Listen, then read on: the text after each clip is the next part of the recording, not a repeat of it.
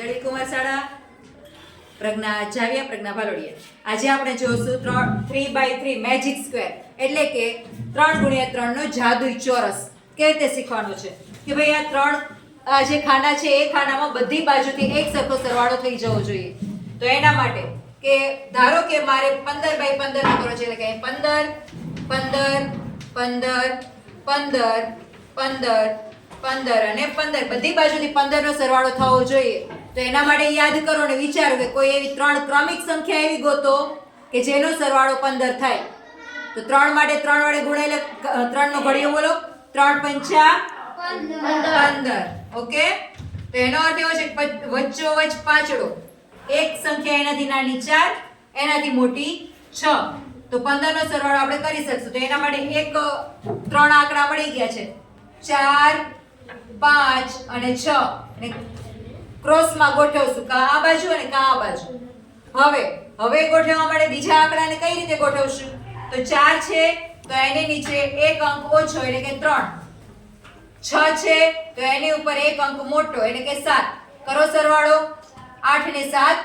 15 ready તો અહીંયા આપણી પાસે બે અંક આવી જ ગયા છે તો 6 દુ 12 ને 1 13 13 ને 2 15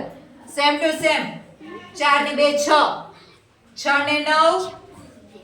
15 એ જ રીતે 9 10 ને 4 14 14 ને 1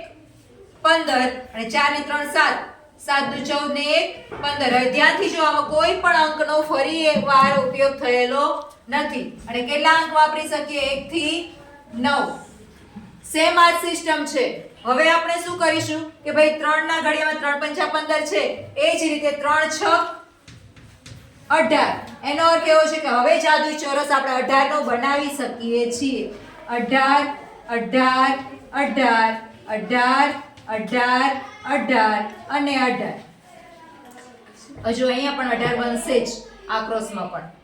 હવે એના માટે 6 તેરી 18 છે તો 6 ને આપણે વચ્ચોવચ્ચ લઈએ એક એનાથી ઓછો એટલે કે 5 એક એનાથી વધુ એટલે કે 7 રેડી તો એના માટે આ બાજુ લઈએ કે ભાઈ સપોઝ અહીં 5 6 અને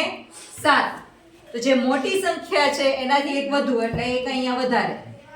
નાની સંખ્યા છે એનાથી એક ઓછો એટલે કે અહીંયા 4 5 ને 4 9 9 ને 9 18 9 10 ને 6 16 16 ને 2 18 6 ને 2 8 8 ને 10 18 અને 10 ને 5 15 16 17 ને 18 કોઈ પણ અંક બીજી વાર આવશે નહીં આ છે 3x3 નો જાદુઈ ચોરસ એ જ રીતે હવે તમે વિચારી શકો છો કે ભાઈ હવે આપણે કેટલાનો કરી શકીએ 3 7 21 નો તમે બનાવી શકો છો 3 8 24 નો પણ તમે બનાવી શકો છો